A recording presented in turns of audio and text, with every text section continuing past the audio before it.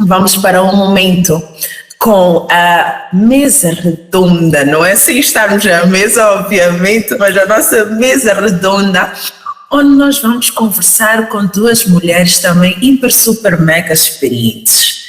Elas vão nos ajudar a perceber nesta manhã, um pouquinho, obviamente, não é que temos aqui o tempo limitado, mas como é que nós podemos aumentar as chances de parcerias com grandes empresas? O que é que nós vamos lá fazer? O que é que nós vamos lá pedir? Quando tu pedes uma parceria, é para quê? Trazendo isto aqui, trocando em 500. E acima de tudo, o que é que tu fazes com aquela parceria? Como é que tu te comportas? Como é que tu vais te posicionar? Como é que deve necessariamente ser o teu comportamento diante dessa parceria? Será que eu simplesmente desejo ter uma parceria com uma multinacional e chegas lá, como nós moçambicanos dizemos, fazes coisas de vergonha, não é? Depois já não conseguimos como é que se diz? Não conseguimos indicar, não conseguimos dizer que, olha, ela faz um ótimo trabalho, então podes ir, podes, por exemplo, procurar os serviços daquela empresa. Então, a Neima Chaluco e a Kalinka Makwakwa. A Kalinka Makwakwa, ela é uma profissional, não é? Experiente, que vai hoje trazer alguns insights super valiosos de como é que, na verdade, as empresas, não é, podem tornar os seus negócios cada vez mais atrativos para as grandes empresas. E quando nós chegamos lá, o que é que nós fazemos efetivamente, não é? E depois nós teremos também a Neima, esta que é outra mulher super incrível, que ela, na verdade, vai partilhar aquela sua experiência e trazer para nós uma abordagem mais prática, baseada em exemplos reais de como é que as empresas elas podem aprender a explorar as oportunidades para se posicionarem cada vez melhor naquele que é o mercado e atrair as parcerias estratégicas. Sejam muito bem-vindas, Neima e Kalinka. O espaço é nosso. Obrigada, bom dia a todos. Ok, então nós vamos começar aqui com algumas questões só para pronto, né? Então nós gostamos de saber quais são as principais oportunidades que se vêem hoje para pequenas e médias empresas e como é que elas se podem posicionar de forma eficaz no mercado, observando que nós temos hoje um rápido crescimento e evolução. Ok, bom, eu diria que o primeiro e grande passo seria alinhar visão e valores dessa empresa com as empresas com quem deseja trabalhar. Muitas vezes nós queremos trabalhar com multinacionais ou com empresas que olhamos e é o nosso sonho de alcance, mas a visão e valores da nossa empresa não estão alinhados com a visão e valores dessas empresas. E não há como ter um relacionamento duradouro se não alinharmos visão e valores. Vamos lá, muitas das multinacionais hoje têm códigos de conduta e ética, muitos deles são tolerância zero a fraudes e corrupções e etc.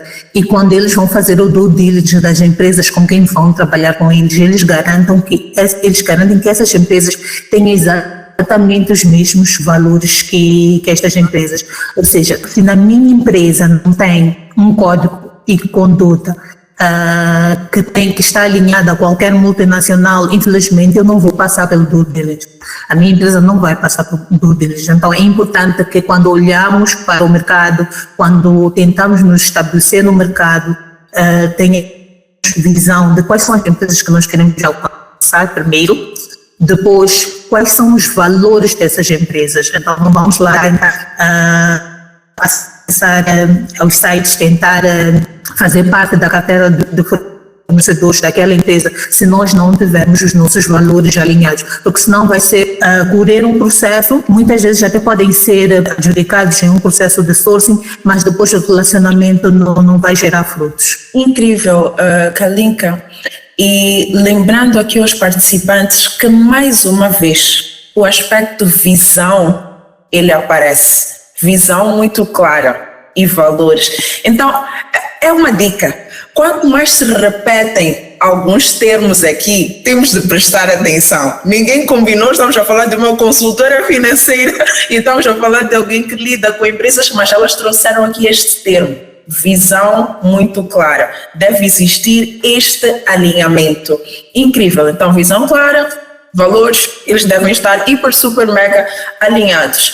E aproveitando, Neima, considerando que se fala muito de oportunidades, não é? No âmbito do conteúdo local, onde é que realmente essas oportunidades elas podem ser encontradas, não é? E formalmente divulgadas, e quais são os critérios que devem ser usados para avaliação, que normalmente são usados para avaliação? Bom dia a todos, eu sou a Neima Chaluco e faço parte também deste elenco maravilhoso que estamos a ter a oportunidade aqui de aprender. Indo direto à sua questão, Érica, talvez primeiro ia dizer que os fornecedores devem investir naquilo que é a mão de obra de cada empresa, perceberem quais são as capacidades técnicas que elas têm dentro da empresa.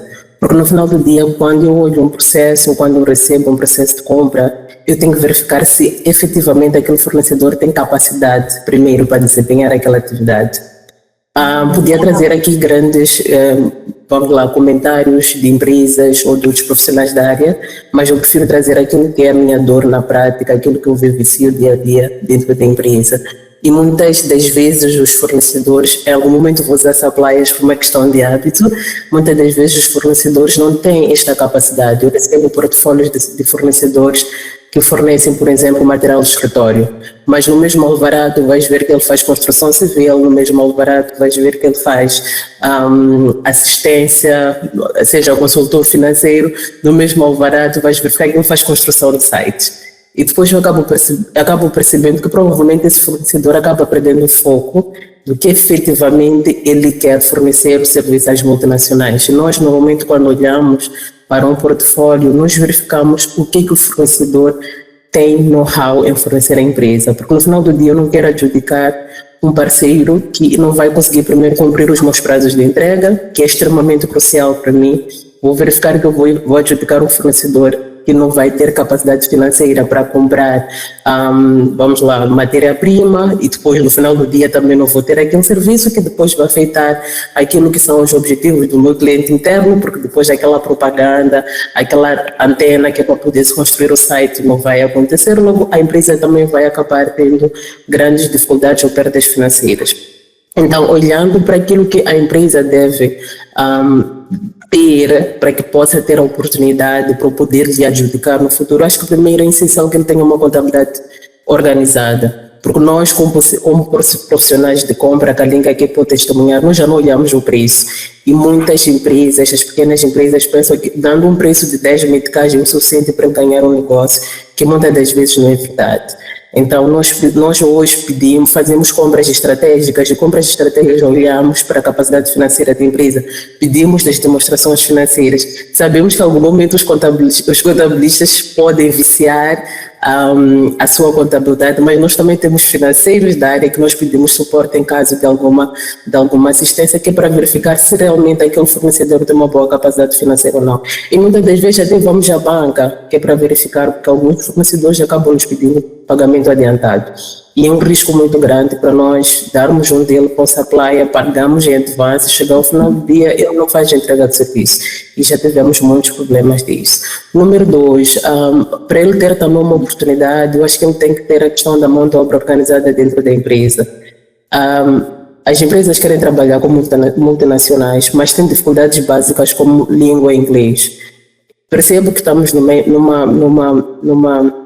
num país onde, obviamente, nós falamos português, mas se eu quero fazer negócio com uma Enica, uma Vodacom, uma Val ou outras multinacionais, é importante que tenhamos equipes dentro da empresa que saibam falar inglês e que tenham também capacidade de manusear sistemas, porque hoje em dia o nosso processo de compra não é feito através de e-mail, nós usamos sistemas. E para usar esses sistemas, tu tem que ter pessoas minimamente capacitadas que é para poderem submeter propostas dentro do sistema, responder uma lista de pré-requisitos dentro do sistema. Então é importante que a equipe ou a mão de obra dessas empresas esteja minimamente qualificada. Talvez outra coisa que eu poderia trazer é ter clientes registrados na base de dados. A Neima é consultora, a Neima faz esse trabalho de consultora financeira. Estou a dar um exemplo, que não é o meu caso, mas as multinacionais vão procurar saber quais são os registros de clientes que vocês têm.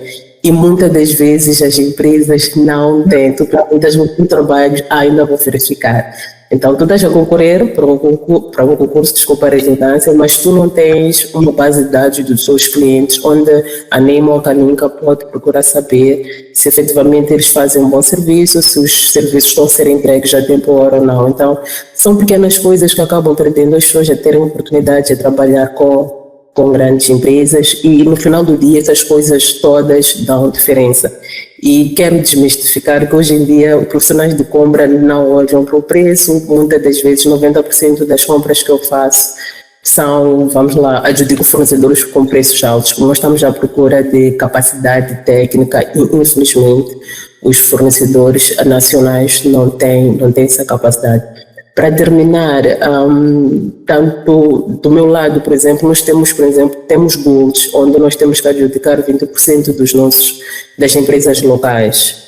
E vos garanto, eu tento atingir esse goal, mas eu sei que vai ser um fornecedor que eu tenho que fazer o Pepsi, eu tenho que ligar, eu tenho que me deslocar da empresa e verificar se realmente eles estão a produzir ou não, porque muitas das vezes dizem que estamos a produzir, mas quando chegas no terreno, simplesmente eles não estão a produzir porque levaram aquele capital que foram pedir um financiamento ao banco, porque hoje em dia as empresas têm parcerias de financiamento e investiram num outro negócio, que é aquilo que a Nácia aqui estava a falar. Então as pessoas não são fiéis aos seus investimentos ou aos seus pedidos financeiros.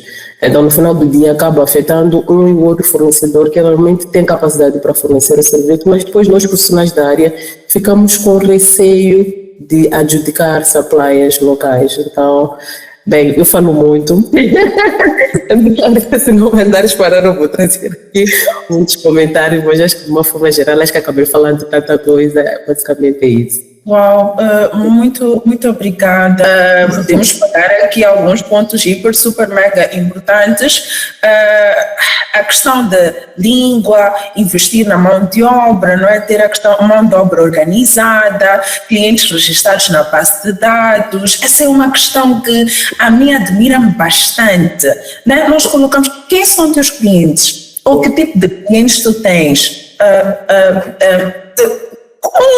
Né? Nós trabalhamos com isso todos os dias e isso realmente dificulta as chances de parceria, porque por vezes nós estamos diante de um grande parceiro e realmente perdemos porque não conseguimos fazer um elevator pitch, por exemplo, algo bem rápido ali, não é? Isso acaba realmente manchando, não é, a nossa imagem. Isso é algo que acontece bastante e de certa forma até gera um feedback, né, negativo, assim, logo a priori.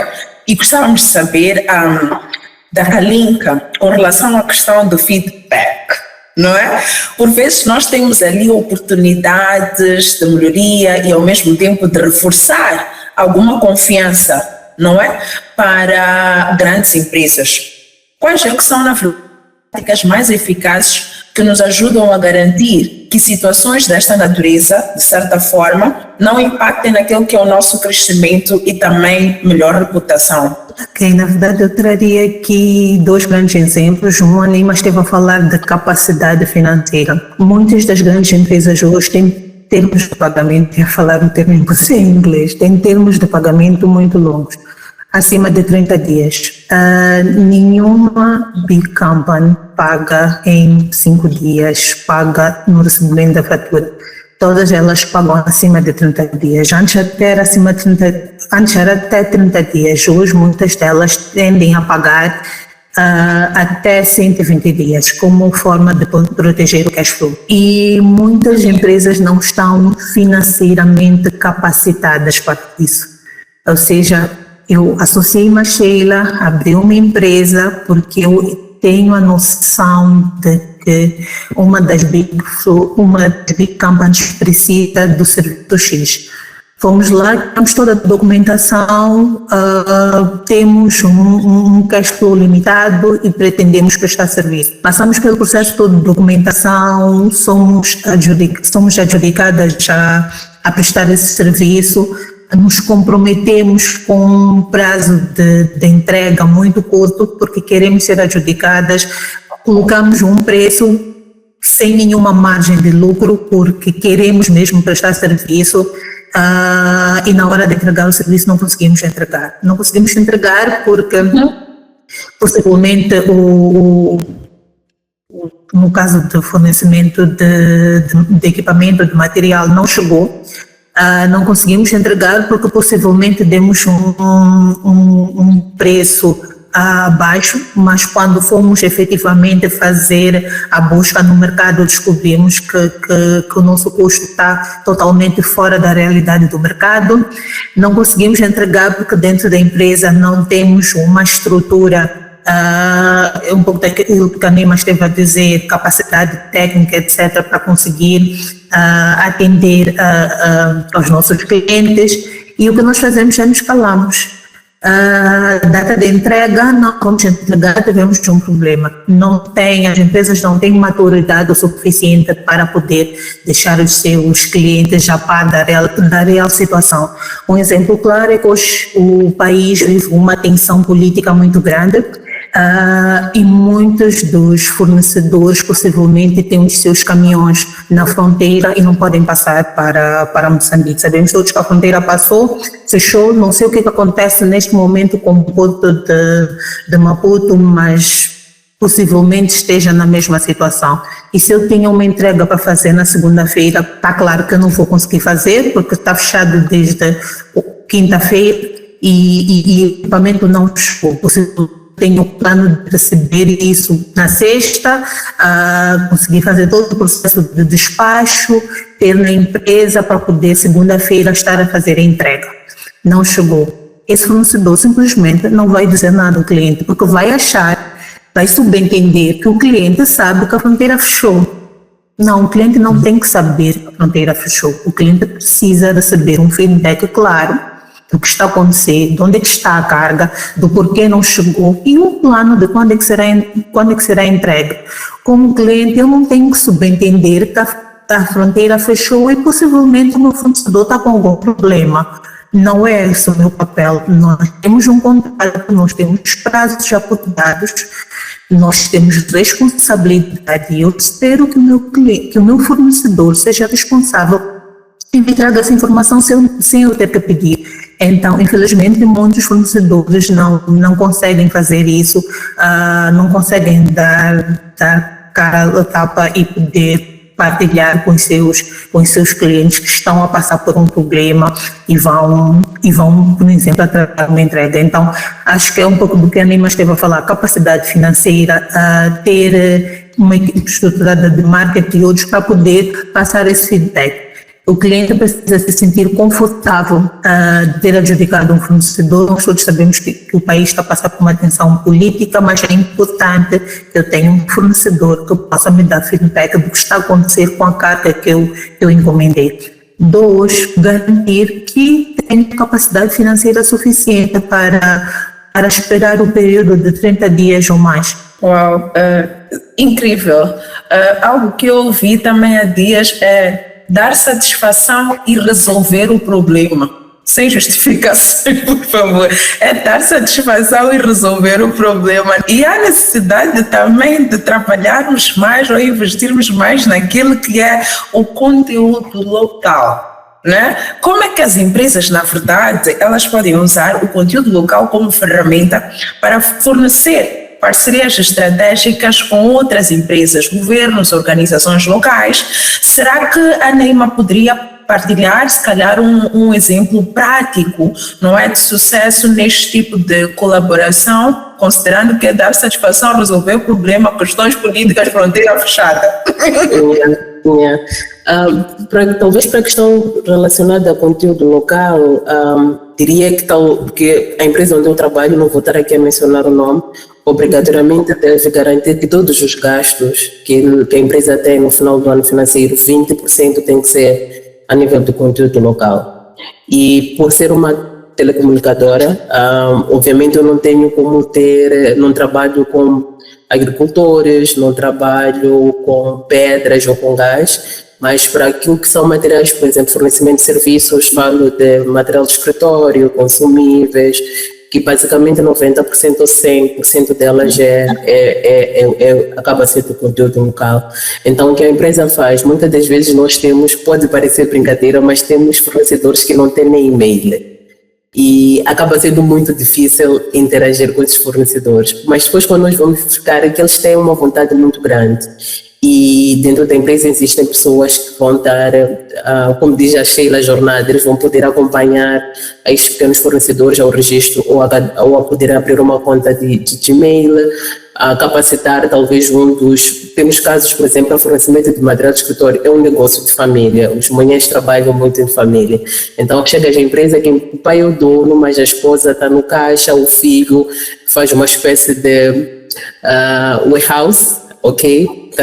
Diria assim. Então nós pedimos normalmente ao fornecedor que nos indique quem é a pessoa que estaria minimamente qualificada, né? Que é para a empresa poder dar este acompanhamento. Então o que nós fazemos, nós auxiliamos no cadastro dos suppliers a nível do sistema, auxiliamos na abertura de contas, auxiliamos em algum momento até a ter uma contabilidade organizada mínima.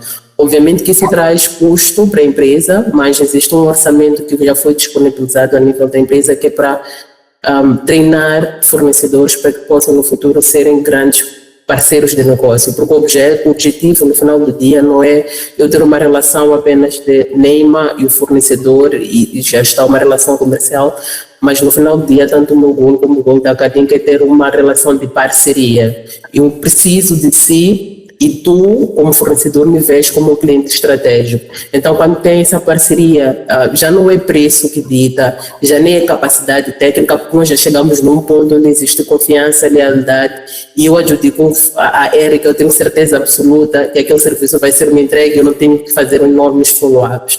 Então, no final do dia, nós tentamos dar esse acompanhamento, não é fácil, Érica, requer esforço, requer paciência, mas no final do dia, quando esse fornecedor sai da base de empresa desconhecida, fornecedor desconhecido para um parceiro do negócio, a empresa, nesse caso nós, como gestores de compra, saímos a ganhar acima de tudo.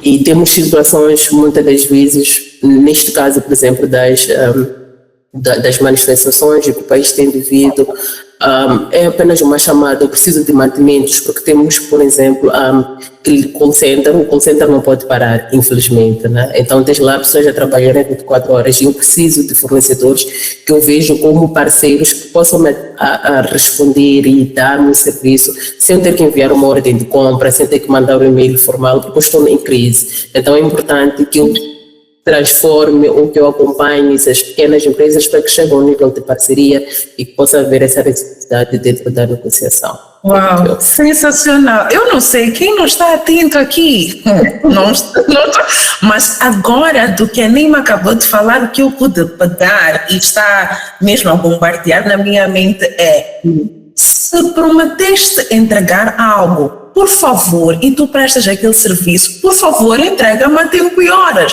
Eu não preciso estar a fazer follow-up contínuo de algo que tu me prometeste. Se disseste que podes entregar em 3 dias, por favor, se me entregares em 2, melhor ainda, não é? Claramente, mas também, Érica, legalmente tens como precaver isso. Caso o fornecedor não tem tempo para entrega a hora, nós colocamos penalidades dentro do contrato. Ok, não há uma garantia absoluta que aquela penalidade vai ser cumprida, e caso não seja cumprida, existe um processo legal e disputas são sempre... Eu particularmente não gosto de disputa, é um processo muito cansativo, requer advogados e tu no final do dia tu não vais ter o teu serviço entregue dentro do termo estabelecido. Então, para salvaguardar a empresa, colocamos sim penalidades para caso de cumprimento de entrega de serviço, mas eu particularmente sempre evito colocar o meu coração na penalidade. Eu prefiro desenvolver essa relação comercial com os meus parceiros, que é para garantir que os serviços são entregues e que no final do dia o projeto do meu cliente interno pode ser lançado sem sobressaltos. Mas obviamente, caso a Érica não me entregue, vou colocar a penalidade, a Érica vai ter que me pagar no final do dia. Sheila, por favor, obrigada, Neima. Sheila, por favor. Muito obrigada, Érica, Neima, Kalinka. Eu acabei de mandar uma mensagem para a Érica, há muito trabalho a ser feito. Gostei muito de cada insight que foi aqui partilhado, e quando falo a ser feito, não é só para os que estão aqui presentes, mas acho que para todo o ecossistema de empreendedores e de pessoas que querem começar uma jornada empresarial, porque são pontos que nós também temos notado que constituem um constrangimento no dia a dia. Mas eu tenho 3 questões, talvez, que possa ajudar também a elucidar parte do público. O primeiro é relacionado ao último ponto que a Neima mencionou. Temos muitos potenciais fornecedores ou pessoas que concorrem a concursos, desculpa a redundância, para fornecer um determinado produto ou serviço e não têm capacidade técnica ou não têm nem sequer capacidade em termos de estrutura.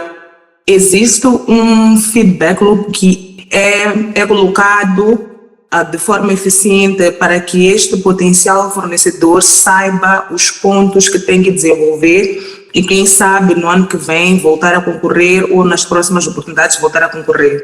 Essa é a primeira. A segunda é, acho que muitas vezes nós vemos, ouvimos que tem uma empresa, por exemplo, que fornece serviços a uma Énica, Total, por aí vai, etc. E onde é que essas oportunidades são divulgadas? Porque acho que não é algo que é facilmente encontrado. Muitas vezes espera-se ver em canais que são comuns e não é muito frequente ver em canais que nós estamos a usufruir no dia a dia. Onde é que essas oportunidades são realmente lançadas? Acho que fica a questão, porque depois começa a haver um pensamento, uma percepção de que para conseguir fornecer o meu produto ou o meu serviço numa empresa do grupo A, eu tenho que ter, desculpa a expressão, cunhas dentro dessa empresa.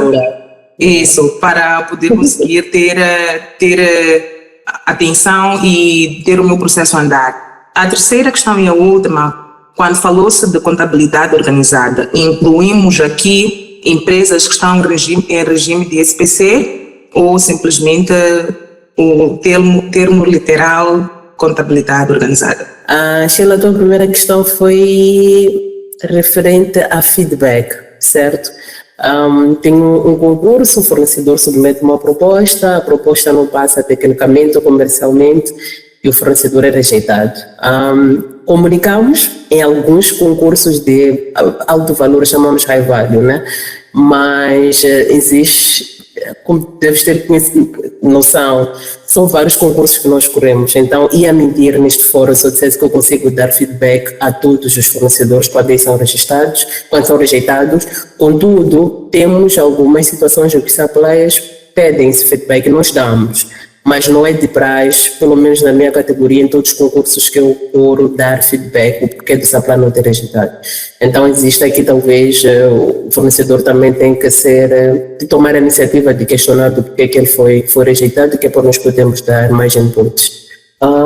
Depois, talvez a segunda questão, que a Linka depois ficas com a terceira, é onde as oportunidades são divulgadas. Bem, normalmente as empresas multinacionais não fazem concurso público, né? Que é diferente daquilo que o Estado faz, que emite uma nota para um jornal e o concurso acaba sendo aberto para todos. Normalmente cada empresa tem sua planilha de divulgação, tem conhecimento que a Toyota, como a Énica, tem um sistema para divulgar concursos. Do lado da empresa onde nós estamos, nós temos o portal de fornecedores, que é um portal onde qualquer empresa que tiver iniciativa ou se quiser fornecer serviço a Vodacom pode procurar e registrar-se. A nível de divulgação, o que a empresa faz é informa o público a nível de LinkedIn, social media, então há uma responsabilidade por parte do fornecedor ou da empresa procurar essas oportunidades. Mas a forma como nós divulgamos, pelo menos os concursos internos nossos, é através do portal e também através do LinkedIn. Muitas das vezes quero um serviço específico, coloco uma nota aberta para os amigos em comuns, entre aspas, obviamente a informação under, do interesse da Vodacom de ter um concurso e gostaria que os suppliers concorressem, mas infelizmente nós não temos concursos públicos. Então há essa obrigação das pequenas empresas procurarem o nosso portal e poderem entender mais ou menos como é que cada empresa divulga os seus concursos a nível interno. Depois temos a questão da contabilidade organizada, que quero aparecer aqui, Kalinka, vou mandar para si. Bom, antes só quero voltar às questões anteriores relativamente a quais são, onde as empresas podem encontrar oportunidades, como é que podem participar de concursos não apenas das grandes empresas, como de qualquer outra empresa. É importante que as empresas sejam ousadas. Parte das grandes empresas tem sim um canal que é um portal de fornecedores, onde as empresas vão lá e se registram, mas eu vou ser muito sincera com vocês. Muitos dos profissionais de compras não olham para esse portal. Muitos dos profissionais de compras não conseguem olhar porque são mais de 1000 fornecedores. E os concursos das empresas privadas não são abertos. O que significa que quando nós lançamos concursos não conseguimos, naquele leque, vamos lá, tenho 700 fornecedores no portal, 30 são de material de escritório, não vamos convidar 30 fornecedores para um concurso, convidamos 5, 10 no máximo, e os restantes ficam de fora. Então, o que eu quis dizer com ser ousado? Vão ao LinkedIn, procurem a Kalinka, chateiem a Kalinka, respondam. Eu, infelizmente, não consigo não responder no LinkedIn, porque muito mais do que um LinkedIn é a minha imagem. Então não quero ser uma profissional que não dá feedback, porque amanhã eu posso estar no lugar daquele fornecedor, amanhã eu posso querer abrir a minha empresa. Hoje eu estou numa posição de gestora de uma grande empresa, mas amanhã eu posso estar numa posição de empreendedora, e numa posição de empreendedora eu quero poder ter oportunidades. Então vão no LinkedIn, participem de eventos como estes, participem mesmo, façam muito networking. Hoje nós estamos muito, principalmente em Moçambique, olha-se muito, ok, eu tenho a minha empresa, eu estou a gerir, não, vai, aprenda, faz networking. Quem é a Nancy? Teve aqui, olha, eu confesso que a Nancy quando falou, como é que eu não conheço a Nancy? Vou terminar este breakfast, vou ao LinkedIn, querer saber quem é a Nancy, e é isso. Criem parcerias estratégicas, procurem saber quem são as pessoas, procurem pelo LinkedIn, procurem nas redes sociais e procurem em vários outros meios, porque apenas mandar um e-mail, apenas se registrar nesses portais não é tudo, porque muitos de nós não olhamos para tudo que está ali, são muitos fornecedores e infelizmente não é possível olhar para todos. Agora, para os concursos públicos é bem mais fácil. Para os concursos públicos eu tenho visto muitos, por exemplo, da EDM, são vários concursos que eles colocam, mas não é só a EDM, existem muitas outras empresas. Qual é o eixo dos concursos públicos? É que eles exigem uma garantia bancária. Se não é garantia bancária, não tem de crédito. É uma garantia bancária e, infelizmente, envolve o custo. Então, voltamos a tudo aquilo que a Nancy esteve a explicar. É importante ter capacidade financeira, porque enquanto que muitas das empresas privadas não envolvem uma garantia bancária, as empresas públicas envolvem uma garantia bancária. Então é importante ter uma situação financeira organizada, e acho que pulamos para a terceira questão, que é contabilidade organizada. É importante ter contabilidade organizada, é importante ter robustez financeira para poder participar desses concursos. E sim, façam muito networking. Procurem muito os profissionais de procurement, mas procurem também todos os profissionais que possam agregar valor ao negócio. Porque eu, como profissional de procurement, posso não notar, mas eu tenho relação com a Nancy, eu posso, olha, Nancy, em uma conversa, olha, Nancy, o meu fornecedor de material de escritório não consegue entregar, está a dar um problema, mas eu preciso encontrar um novo fornecedor e a Nancy pode recomendar. A outra coisa é garantir que reputação a nível do mercado. Os profissionais de procurement falam entre si, de diferentes empresas. Então, se prestou um péssimo serviço para uma vulca, certamente eu não, em qual DCI vou saber, porque vou questionar quando estiver a fazer o meu próprio due diligence antes de passar para a área de ética e compliance. E certamente não vou convidar esta empresa que não entregou a tempo, que não deu feedback, que não cumpriu com as cláusulas contratuais. Então, garantam sempre que tudo aquilo que vocês, como profissionais, se comprometerem, consigam cumprir. Caso contrário, consigam dar um feedback, dar uma satisfação do porquê não cumprir. E sim, Sheila, contabilidade organizada. Quando eu falo de contabilidade organizada, é tudo aquilo que a Nancy falou, mas eu olho no sentido de robustez financeira. Porque eu estou a olhar por termos de pagamento que são muito longos. Eu preciso que o meu fornecedor consiga, vamos lá, tu tens um investimento de 1 milhão, tens possivelmente com o lucro, tu vais conseguir ganhar, vais conseguir faturar o dobro disso, mas precisas garantir que tenhas 1 milhão inicial para poder adquirir o bem ou prestar o serviço, esperar os 30 dias ou mais para poder receber das empresas. Então, é disso que eu falava, de capacidade financeira, sem tirar, como a Nancy gosta de explicar, sem tirar do lucro da empresa para fazer outras coisas. Uau, sensacional. O Edson já está assim, eu não vou falar, vai sim, Edson. Este é o momento em que o Edson vai colocar a sua questão para esta mesa redonda e depois temos também a Nancy com uma contribuição. Edson, por favor, bom dia. Bom dia a todos. Queria, em primeiro lugar, parabenizar a Obvious por esta oportunidade de podermos conectarmos todos e aprendermos um bocadinho mais. Bem, eu tenho 2 ou 3 questões. A primeira seria uma pergunta de insistência em relação à primeira questão da Sheila, em que ela fala dos feedbacks em processos de contratação de serviços, né?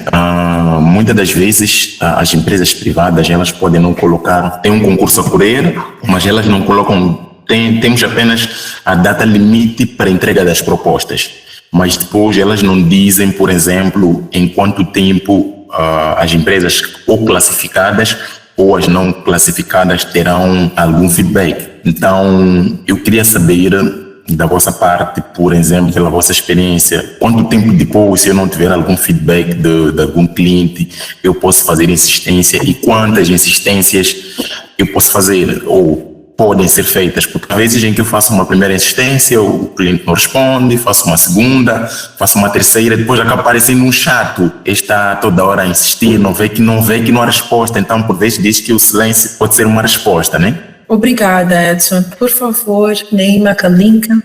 Edson, muito obrigada pela questão. A questão dos feedbacks. Do meu lado, normalmente quando eu faço um processo de compra, eu coloco os timelines ou o prazo de conclusão do meu processo. Por exemplo, se eu vou para o mercado à procura de um fornecedor que seja capaz de fornecer-me camisetas, eu digo, coloco uma nota que este processo vai levar em média a de ser adjudicado 20 dias, certo? Então, nesses 20 dias, caso passem 30 ou 40, o fornecedor pelo menos vai ter uma noção de que o processo primeiro já foi concluído, porque às vezes acaba ficando um pouco chato por parte da empresa não saber efetivamente se aquele processo foi concluído ou não. Número 2, nós fazemos compras também dentro do sistema, o sistema notifica sempre que o fornecedor é adjudicado ou não adjudicado, o fornecedor é notificado no ato do registro ou no ato da rejeição. Contudo, a questão do feedback, Edson, infelizmente eu não consigo dar o feedback da rejeição ao detalhe, obviamente, para todos os fornecedores. Normalmente o sistema vai dar um feedback um pouco mais ambíguo, que é a sua avaliação técnica não teve uma boa pontuação, a sua avaliação comercial não teve uma boa pontuação, mas os fornecedores não vão saber efetivamente na avaliação técnica o que é que pesou para que não tivesse uma boa pontuação. Então, nesses casos, entra um pouco da ousadia do fornecedor em questionar geralmente o que é que aconteceu dentro do processo, e temos situações de fornecedores que a gente reunião e nós vamos no processo de compra e mostramos ele efetivamente o que é que ele não fez bem para ter uma pontuação baixa. Seria o ideal, sim, todos os fornecedores ou todas as empresas terem feedbacks, mas por causa da demanda de trabalho não é algo que é fácil nós fazermos. Então, provavelmente seja um ponto de melhoria para nós verificarmos como é que nós podemos, ou para o nosso trabalho de dia a dia, como é que nós podemos melhorar essa parte, porque é importante que os suppliers tenham visibilidade do que é que eles estão a falhar, que é para poder ter uma oportunidade no futuro. Então, vou levar este ponto como melhoria do meu lado. Muito obrigada. Levar sempre como melhoria para o nosso lado. Muitas vezes nós vamos e recebemos as respostas muito tensos, muito com muita mágoa no coração, né? Mas não, é sempre importante levar como um ponto de melhoria. Nancy, por favor. Obrigada, Érica. Na verdade, eu queria fazer uma conexão em relação ao que a Kalinka falou, muito associado à capacidade financeira, que muitas das vezes é causado por nós mesmos. E um dos aspectos foi o que a Gilda mencionou, que é a bola de neve, não é? Eu tenho um investimento e esse investimento eu acabo pagando as dívidas e depois vou pedir outro investimento para pagar aquelas dívidas e assim sucessivamente acaba afetando definitivamente a nossa capacidade capacidade financeira. Tem um outro aspecto que é a questão da gestão dos projetos, ok? E a gestão dos projetos, a Neima também esteve aqui a mencionar, se eu tenho um projeto com a empresa da Kalinka, o dinheiro que eu recebo da empresa da Kalinka é efetivamente para gerir aquele projeto. Ou a empresa da Neima é um outro assunto. Eu não posso estar aqui a misturar os financiamentos ou os valores dos projetos em cada uma das empresas. Então, levo o dinheiro que me foi atribuído da empresa da Kalinka, vou aplicar na empresa da Neima, no projeto da empresa da Neima e faz uma confusão no final do período. Eu nem sei qual é o lucro, qual vem de onde, porque está tudo misturado. Era só para dar linkar estes três aspectos que vamos aqui a mencionar. Amazing. Nós não atingimos o sucesso sozinhos. Importância de parcerias. Quando é que nós poderíamos ter esta complementaridade da parte da Nancy? Só num evento como este, onde nós unimos vários profissionais que é para partilhar aquelas que são as suas experiências. Muito, muito bom. Muito obrigada, Nancy. E uma última questão para a nossa mesa redonda. Quando se fala nesta coisa de parceria, grandes empresas, muitas vezes os jovens empreendedores eles estão a pensar em lucros rápidos também, né? Então, como é que eles podem, na verdade, ou como é que nós, na verdade, podemos nos preparar melhor para as complexidades do crescimento sustentável? Qual é que é a mentalidade que deve ser cultivada para promover esta que é a visão a longo prazo? Em palavras muito curtas e breves, Kalinka e Neima, mas acredito que mais a Kalinka poderá partilhar isto conosco. Bom, eu diria que seria expandir o alcance do mercado e criar parcerias estratégicas. É importante que nós, como empresa, observemos, estejamos a todo momento a observar o que é que acontece a nível do mercado. Um exemplo claro que se vive hoje escassez da moeda estrangeira. Tem sido muito difícil para todas as empresas fazer pagamentos a fornecedores estrangeiros. E isso faz com que atrasemos com os pagamentos. E os fornecedores estrangeiros estão, obviamente, todos frustrados com todo esse processo. Mas é sempre mais difícil para uma empresa que tem muito investimento no estrangeiro fazer o pagamento do que uma empresa que não tem assim tantos investimentos. O que eu quero dizer com isso aí é que entra parcerias estratégicas. Se eu compro um serviço que infelizmente só é fornecido fora de Moçambique, é importante que as empresas locais criem parcerias com essas empresas de fora. Eu sei que todo o material informático da empresa é comprado através de uma Lenovo. Eu vou criar parceria com a Lenovo. Eu sou uma empresa local, eu vou criar uma parceria com a Lenovo. Criando parceria com a Lenovo, eu consigo fornecer a esta empresa. Eu crio uma parceria com a Lenovo, é mais fácil para mim, como uma empresa não tão grande como por exemplo, uma Big Company, não tão grande, criar uma parceria com a Lenovo e efetuar pagamentos a tempo. Então, esta empresa, primeiro, consegue pagar em metical, que hoje possivelmente não consiga, porque o fornecedor está fora, consegue pagar em metical e consegue aumentar o seu percentual daquilo que estivemos a falar, que é conteúdo local. Então, criar parcerias estratégicas, acho que é um bom ponto. É importante que as empresas estejam observando tudo o que está acontecendo a nível do mercado. Então, isso não tem só a ver com que eu quero fornecer o serviço, ok? Eu quero fornecer o serviço. O que está acontecendo com a economia do país? O que está a acontecer à volta disto? Isso vai ajudar essas empresas a crescerem. Vão ter grandes parceiros, desculpa a redundância, grandes parceiros a nível internacional e vão conseguir a nível local ser os únicos ou ser um dos poucos que pode fornecer localmente um bem internacional. Podemos ser os únicos ou um dos poucos a fornecer um bem local. Uau, incrível! Se me permitirem, posso colocar a segunda questão. Sim. Era numa perspectiva em que penso que foi a Kalinka que dizia que dentro da plataforma de clientes, né, de fornecedores da empresa, tem lá vários fornecedores inscritos e temos, por exemplo, uma situação de ter 30 fornecedores de material ou equipamento de escritório, né, material de escritório. E geralmente as empresas não podem solicitar a proposta das 30 empresas. E se formos a reparar, se calhar, dependendo de empresa para empresa, o critério pode ser as empresas com as quais nós sempre trabalhamos ou as empresas que já nos forneceram algum serviço. Essas empresas é que recebem um pedido ou um convite para participar do concurso. Então, por um lado, isso veda com que as novas empresas que estão a ser criadas ou que estão a ser cadastradas, por nunca terem tido uma oportunidade de prestar algum serviço e apesar de estarem inscritas até se calhar